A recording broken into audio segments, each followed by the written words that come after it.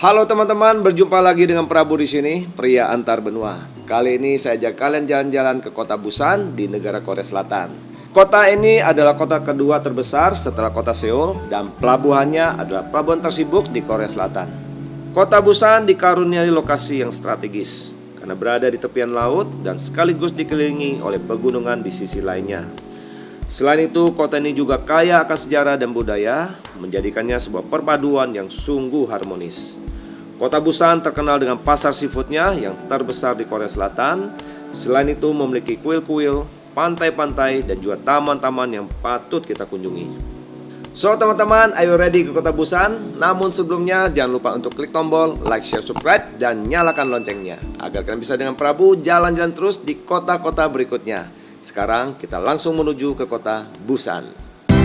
Sawadikap, sabay di may krab. Tarek, 인spesen. Salam alaikum. Nejesan. Gamar Csapat, Rogor Zandebit. Manisma. Jó napot kívánok! Üdvözöljük Magyarországot, Budapest! Konnichiwa, minasan. Ciao, come stai? Prego. Hello，大家好，欢迎来到中国。 Merhaba, nasılsın? Bonjour, comment allez-vous? Bienvenue. Saatnya jalan-jalan keliling dunia bersama Prabu. Prabu, pria antar benua. Annyeonghaseyo, sebelum kita jalan-jalan ke kota Busan, mari saya ajak kalian untuk mengenal peta wilayah dan populasi dari negara Korea dan juga kota Busan. Negara Korea Selatan adalah sebuah negara di wilayah Asia Timur. Terlihat di peta, negara ini terletak di bagian selatan di semenanjung Korea, berbatasan langsung dengan negara Korea Utara di sisi utara. Lalu di sisi baratnya terdapat Laut Kuning dengan negara Cina di seberangnya, dan di sisi timur terdapat negara Jepang. Sedangkan kota Busan terletak di tepi pantai timur di bagian tenggara Korea Selatan. Untuk populasi, kota Busan mempunyai jumlah penduduk sebesar 3.411.829 jiwa menurut sensus di tahun 2020. Sedangkan jumlah penduduk negara Korea Selatan saat ini sebesar 51.709.098 jiwa menurut sensus di tahun 2019. Dan untuk luas wilayah, kota Busan memiliki luas 770 km persegi. Sedangkan luas untuk negara Korea Selatan saat ini adalah 100.363 km persegi. Nah, demikian teman-teman informasi mengenai peta wilayah dan populasi dari negara Korea Selatan dan juga kota Busan. Sekarang saya ajak kalian untuk mengenal fakta menarik dari negara Korea Selatan dan juga kota Busan. Republik Korea adalah nama resmi dari negara ini, yang biasanya dikenal juga sebagai Korea Selatan atau Korsel. Penemuan arkeologis menunjukkan bahwa di kawasan semenanjung Korea telah dihuni oleh manusia sejak zaman Paleolitikum awal. Sedangkan sejarah bangsa Korea dimulai dari berdirinya kerajaan Korea pertama, yaitu Gojoseon atau Joseon kuno, yang berasal dari tahun 700 hingga 108 sebelum Masehi. Sejak abad ke-1 sebelum Masehi, lahirlah 3 kerajaan awal Korea, yaitu Goguryeo, Silla, dan Bakje, yang mendominasi wilayah semenanjung Korea dan Manchuria. 3 kerajaan ini saling bersaing secara ekonomi dan militer. Goryeo dan Bakje adalah 2 kerajaan yang terkuat, terutama Goryeo yang selalu dapat menangkis serangan-serangan dari dinasti-dinasti Cina. Sedangkan kerajaan Silla perlahan-lahan menjadi yang terkuat dan akhirnya berhasil menyatukan ketiga kerajaan ini, yang dikenal dengan periode penyatuan 3 kerajaan Korea menjadi satu kerajaan tunggal, yaitu kerajaan Silla bersatu di tahun 676. Namun kerajaan Silla bersatu akhirnya runtuh di akhir abad ke-9. Bangsa Korea kemudian diperintah oleh dinasti Goryeo dari tahun 918 hingga tahun 1392, di mana dari sinilah nama modern negara ini yaitu Korea berasal. Kemudian disusul dari tahun 1392 hingga tahun 1897. Bangsa Korea diperintah oleh dinasti berikutnya yaitu dinasti Joseon. Namun akhirnya kerajaan Korea di bawah dinasti Joseon berhasil dianeksasi ke dalam kekaisaran Jepang pada tahun 1910 hingga tahun 1945. Setelah Perang Dunia Kedua, wilayah Korea terbagi menjadi 2 bagian, yaitu Korea Utara dan Korea Selatan. Pada tahun 1950, terjadilah invasi yang dilakukan oleh Korea Utara terhadap Korea Selatan dan mengakibatkan terjadinya Perang Korea selama 3 tahun yang berakhir pada tahun 1953. Memasuki tahun 1980 hingga tahun 1990, perekonomian negara ini mulai melonjak dengan mencatatkan kenaikan tercepat rata-rata PDB per kapita di dunia. Hari ini Korea Selatan telah menjadi salah satu negara termaju di Asia dan bahkan di dunia. Dan sejak memasuki abad ke-21, Korea Selatan semakin dikenal oleh masyarakat dunia berkat budaya hiburan yang sangat berpengaruh, seperti pada musiknya yaitu K-pop, drama TV yang dikenal dengan drakor atau drama Korea, serta film-film layar lebar, menjadikannya sebuah fenomena yang disebut dengan Korean Wave. Nah, itulah fakta menarik tentang Korea Selatan, dan sekarang saya ajak kalian untuk membahas fakta menarik kota Busan. Kota ini adalah pusat ekonomi, budaya, dan pendidikan di wilayah tenggara negara Korea Selatan. Sedangkan pelabuhannya adalah pelabuhan yang tersibuk di Korea Selatan atau nomor 6 di dunia. Kota ini sudah ada sejak akhir abad ke-15 dengan nama Busan, berdasarkan sistem romanisasi bahasa Korea resmi, yang menggantikan nama Busan versi sebelumnya di tahun 2000. Kota Busan juga menjadi pusat convention internasional, antara lain pernah menjadi tuan rumah APEC tahun 2005, dan juga menjadi pusat pertandingan olahraga di Korea Selatan, seperti menjadi tuan rumah Asian Games tahun 2002 dan Piala Dunia FIFA di tahun yang sama. Dan sejak bulan Desember tahun 2004, kota Busan secara resmi telah terdaftar di UNESCO Creative Cities Network sebagai kota film. Nah teman-teman, tiba saatnya kita jalan-jalan di kota Busan. Objek pertamanya adalah Yongdusan Park dan Busan Tower. Taman Yongdusan terletak di pusat kota Busan, di mana kata dari Yongdu artinya kepala naga, sedangkan San artinya gunung. Nama ini diambil berdasarkan kemiripan taman pegunungan ini yang konon menyerupai kepala naga. Taman ini berada di ketinggian 50 meter dengan menempati area seluas 69.000 meter persegi, serta memiliki sekitar 70 spesies pohon berbeda yang tumbuh di dalamnya. Di taman ini dipenuhi dengan berbagai monumen seperti patung setinggi 12 meter untuk Laksamana Yi Sun Sin. Beliau adalah seorang laksamana dan jenderal militer Korea yang sangat terkenal karena kemenangannya melawan Angkatan Laut Jepang selama Perang Imjin dari tahun 1592 hingga tahun 1598 di masa dinasti Joseon.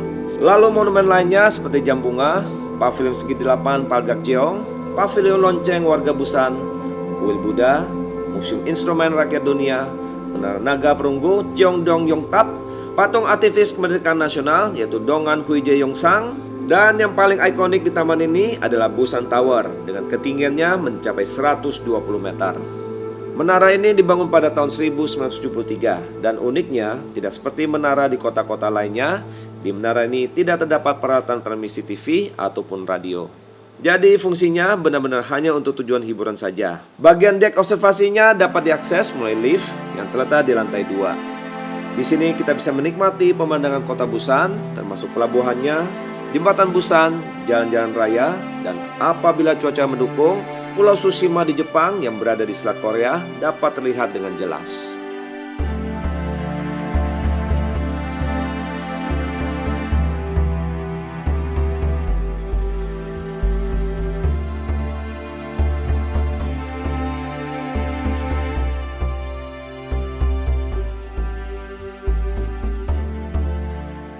Perjalanan berikutnya pasti asik dan seru. Kali ini kita kunjungi sebuah lokasi yang dinamai Gamcheon Culture Village atau Desa Budaya Gamcheon yang berjarak hanya 2 km saja dari Yongdusan Park. Lokasinya berada di lereng Gunung Curam yang dinamai Gamcheon-dong di distrik Saha, kota Busan. Daerah ini terkenal dengan jalanan yang bertangga-tangga, ganggang sempit seperti labirin, dan rumah yang bercat warna-warni yang telah direstorasi dan dijadikan tujuan wisata di kota Busan, dengan julukan barunya yaitu Santorini dari Korea atau Machu Picchu dari Busan. Desa Gamcheon dibangun antara tahun 1920 hingga tahun 1930-an. Ketika itu pemerintah setempat memutuskan untuk memindahkan para penduduk miskin dari pelabuhan ke daerah ini. Alasan lokasi ini dipilih karena dekat dengan pelabuhan, sehingga mempermudah dalam hal penyediaan tenaga kerja. Di masa pemulihan pasca perang pada tahun 1955, sekitar 800 keluarga miskin pindah ke desa ini. Awalnya di sini hanya terdiri satu distrik saja pada tahun 1950. Namun hingga di awal tahun 90-an, jumlah keluarga yang ada terus bertambah. Bahkan mereka harus membangun rumahnya menjadi 2 tingkat. Dan hari ini telah berkembang menjadi 9 distrik. Meskipun demikian, desa ini terus menghadapi kemiskinan dan kondisi kehidupan yang buruk. Pada tahun 2009, Kementerian Kebudayaan, Olahraga, dan Pariwisata Korea Selatan melakukan upaya renovasi yang bertema Seni Publik untuk mengubah desa menjadi pusat budaya. Mereka mengajak para mahasiswa seni, seniman profesional, dan warga setempat untuk memperbaiki, menghias, dan melestarikan desa ini. Upaya ini mencapai puncaknya melalui proyek pelestarian residensi rumah kosong, di mana berbagai perbaikan dilakukan pada desa ini, seperti sarana pendukung, perbaikan dan pengecatan rumah-rumah, pembangunan fasilitas umum dan ruang retail, serta ditambahkannya instalasi-instalasi seni yang menjadikan desa ini terlahir kembali sebagai tempat yang paling berwarna dan artistik di Kota Busan. Dan tiba saatnya kita eksplor lokasi ini yang dipenuhi oleh rumah-rumah berwarna-warni, jalan-jalan yang sempit dan bertangga-tangga. Ada juga beberapa instalasi seni yang wajib kita ketahui, antara lain seperti patung burung yang hinggap di atap rumah, lukisan-lukisan mural, pemandangan dari sebuah lokasi point view yang disebut Pangeran Kecil, dan artefak gerombolan ikan yang dipasang pada tembok-tembok jalanan atau gang untuk memandu kita menyusuri gang-gang kecilnya. Namun sebenarnya yang paling seru justru apabila kita tersesat, karena banyak hal-hal yang menarik yang tidak terduga dapat kita ketemui pada akhirnya. Nah, kalau kalian sudah capek dan haus, tidak perlu khawatir. Di sini banyak sekali kafe-kafe yang menempati rumah-rumah berwarna-warni ini. Mereka menjual minuman, makanan, souvenir, dan lain-lain.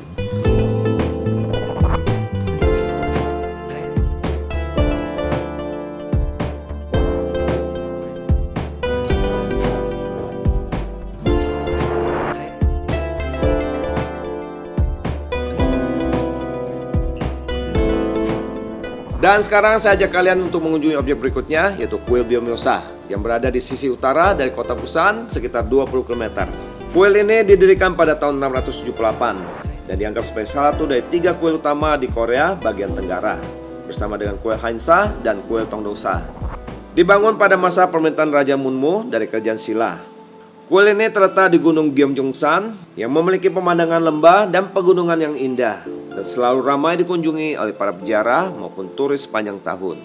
Menurut legenda dikisahkan ada seekor ikan mas yang turun dari surga dan kemudian bermain-main di sumur di puncak gunung ini. Oleh karena itu gunung ini dinamai Gyeongjongsan, di mana artinya adalah gunung sumur emas. Sedangkan Kuil Biomyosa secara harfiah diartikan sebagai kuil ikan spiritual. Setibanya kita akan disambut oleh gerbang pertama yang dinamai Iljimun atau juga dikenal dengan One Pillar Gate. Selanjutnya kita akan melewati gerbang kedua yang cukup besar, di mana di sisinya terdapat patung-patung yang dipercaya untuk menangkal roh-roh jahat. Dan terakhir kita akan melewati satu gerbang lagi untuk memasuki halaman utama kuil ini, di mana terdapat balai utamanya yaitu Dangjeon dan juga tempat-tempat pertapaan. Balai ini terlihat sangat anggun dan kokoh dengan tangga podiumnya yang berasal dari zaman Silla dan akhir zaman Joseon. Di dalam balai terdapat patung kayu Buddha yang sedang tersenyum ramah. Beliau seolah sedang menunggu kedatangan kita. Lalu pada langit-langit dan lukisannya menggambarkan nirvana sang Buddha yang terasa begitu damai dan tenang. Kuil ini memiliki banyak artefak yang terbuat dari batu. Salah satunya yang terdapat di halaman balai yaitu pagoda batu 3 lantai. Atap batunya yang tipis dan datar berbentuk horizontal menghadirkan suasana damai tersirat keindahan kehidupan pada zaman itu. Di kuil ini terasa sekali suasananya yang tenang dan damai, apalagi ketika para biksu sedang berdoa melalui nyanyian merdu dan ketukan alat musik simbal kayunya. Teman-teman, jika kita datang di bulan Mei, kawasan kuil ini akan semakin indah karena dipenuhi oleh tanaman lavender dan juga wisteria.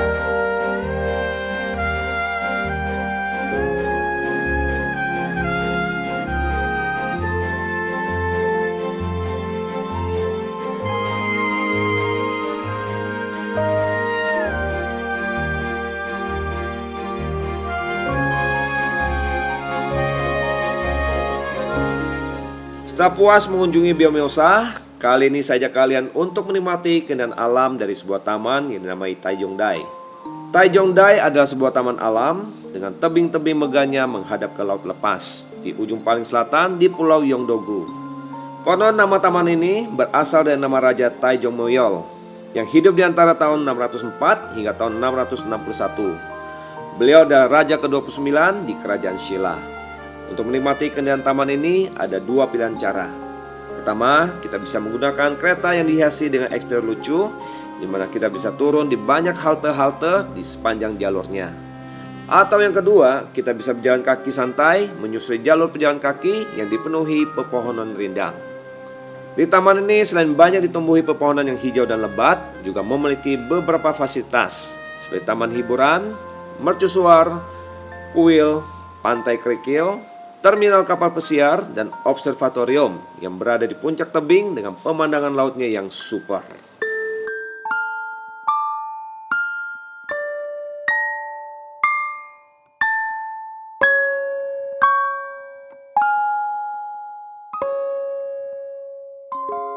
Setelah seharian jalan-jalan, nah tibalah waktunya untuk makan malam. Kali ini kita cobain yuk kulineran di kawasan food street yang dinamai Gwangbokdong. Inilah salah satu tempat yang paling populer di kota Busan untuk wisata kulineran. Banyak pilihan jajanan lezat di sini dengan harga kisaran 1.200 hingga 5.000 Korean won. Makanannya enak-enak dan harganya pun terjangkau. Dan pastinya para pedagang kaki lima di sini ramah-ramah. Jadi sudah tidak salah lagi, lokasi ini menjadi salah satu tempat populer di kalangan para turis.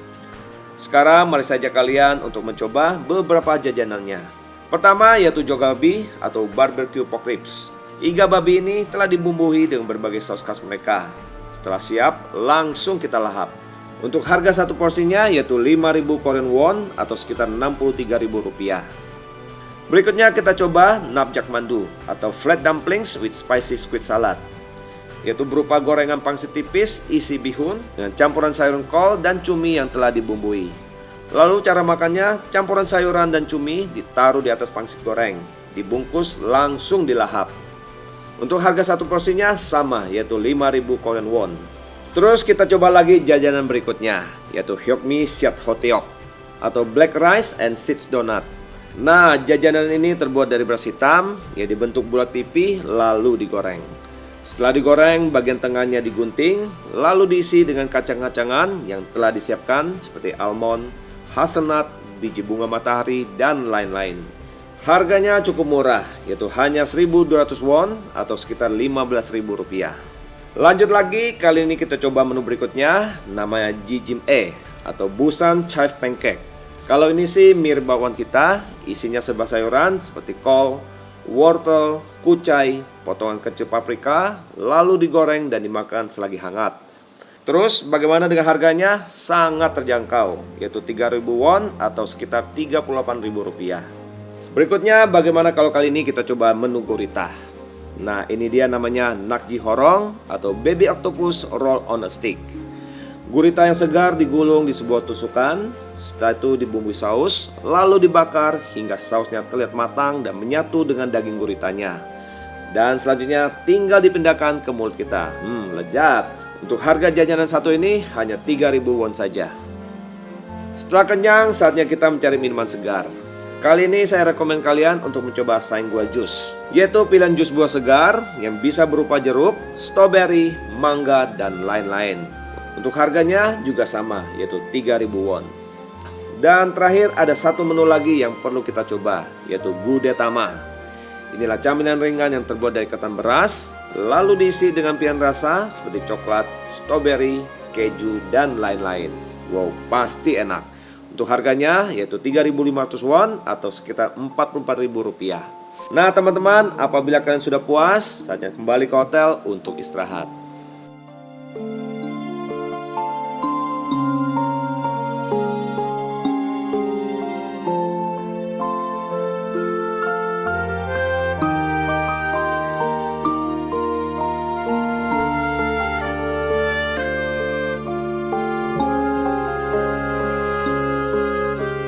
Setelah kemarin puas jalan-jalan dan kulineran, hari ini kita lanjut lagi perjalanan kita untuk menuju objek berikutnya. Nah teman-teman, kali ini saya ajak kalian ke pasar ikan yang bukan hanya terbesar di kota Busan, namun juga di seluruh negeri Korea Selatan. Namanya Jagalji Fish Market. Pasar ikan ini terletak di dekat Pelabuhan Nam, di mana setiap harinya ikan segar dan tangkapan laut lainnya dikirim ke sini oleh kapal-kapal penangkap ikan. Setelah barang tiba, lalu para pedagang mulai membersihkan dan kemudian memajangnya. Nama Jagalji berasal dari bentuk fisik kawasan ini yang memiliki banyak kerikil besar di tepian pantai, di mana arti dari kata jagal adalah kerikil. Sejak zaman penjajahan Jepang, beberapa warung di pinggiran jalan ini mulai menjual ikan. Semasa Perang Korea, banyak para pengungsi pindah ke kota Busan dan muncullah rumah-rumah gubuk di sekitar ini. Dan lambat laun terbentuklah kios-kios ikan yang terus berkembang dan di kemudian hari lahirlah pasar Jagalji. Pasar ini dibuka setiap hari dari jam 8 pagi sampai 10 malam. Terdiri dari dua bagian, yaitu pasar indoor dan pasar outdoor. Di pasar indoor di lantai dasar dipenuhi oleh kios-kios yang menjual segala jenis ikan dan hasil lautnya. Sedangkan di lantai pertama dipenuhi restoran-restoran yang siap menyajikan menu-menu seafood andalan mereka. Jika kita naik ke lantai 5, terdapat buffet seafood yang patut dicoba. Terus di atasnya terdapat dek observasi untuk melihat keramaian suasana di pasar ini. Sedangkan di pasar outdoor, kios-kiosnya lebih banyak lagi. Beberapa di antaranya hanya menjual ikan dan hasil laut saja, tetapi beberapa lainnya juga memiliki restoran kecil di bagian belakang. So teman-teman, mumpung ada di pasar ini, ayo silakan pesan salah satu jenis seafood yang kalian suka dan selamat menikmati.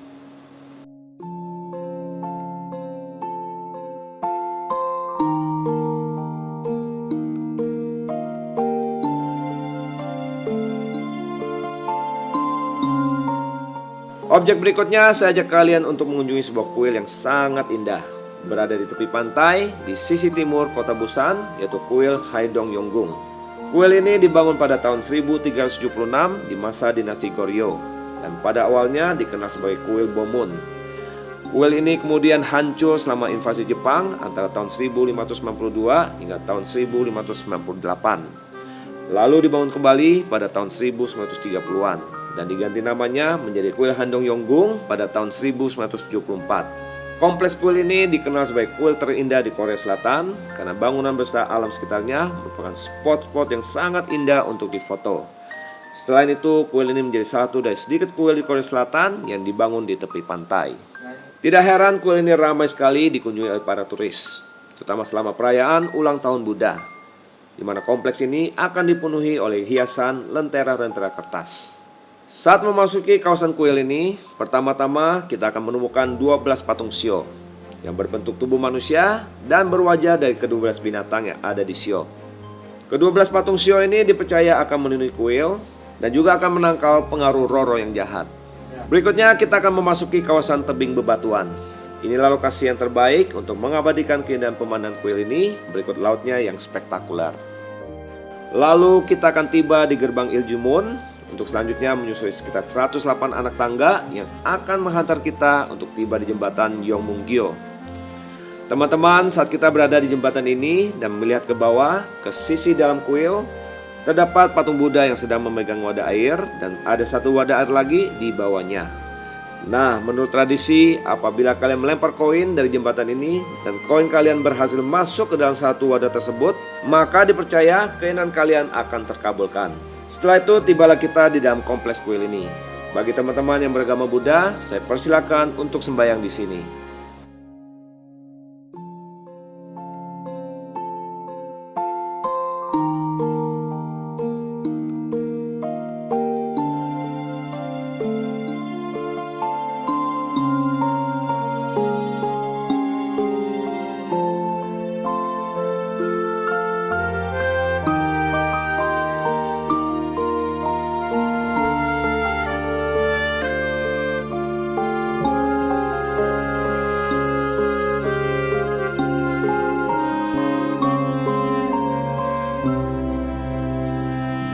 Kota Busan berada di tepi pantai dan pastinya banyak sekali pantai-pantai yang indah di sini.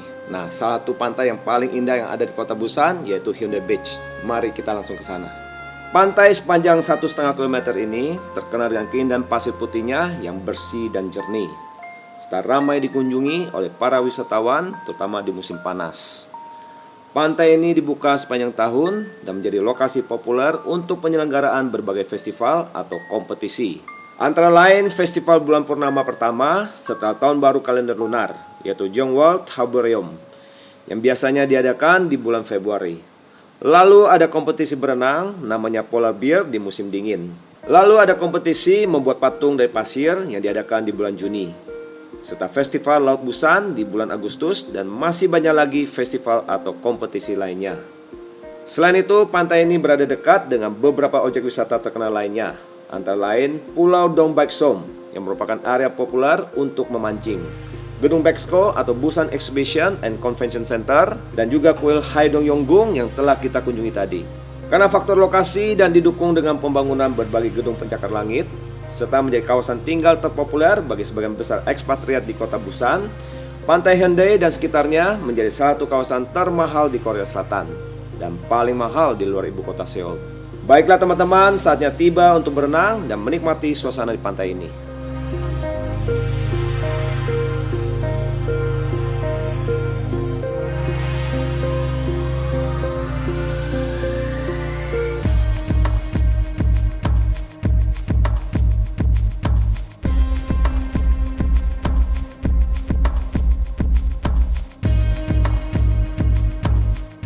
Dan tibalah kita di akhir perjalanan di kota Busan.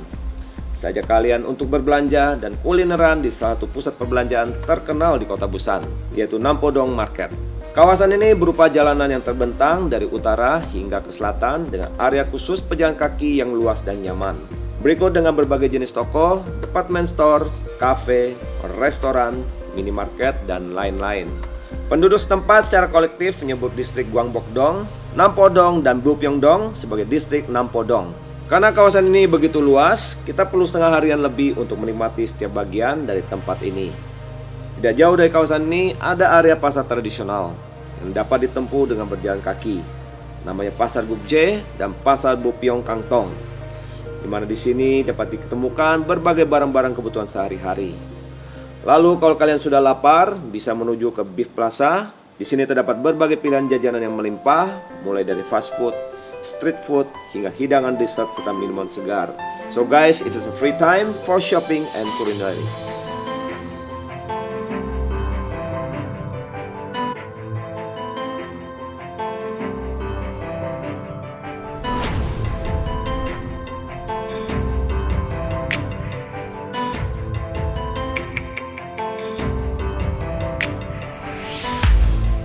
Demikian teman-teman, akhir perjalanan kita di kota Busan. Dan sekarang ada tips yang ingin saya sampaikan sehubungan perjalanan kita ke negara ini. Pertama, kita bicara visa. Untuk paspor Indonesia, kita wajib mengajukan pengurusan visa Korea Selatan agar dapat mengunjungi negara ini. Untuk persyaratannya, silakan hubungi Korea Visa Application Center dengan alamat lengkap sebagai berikut.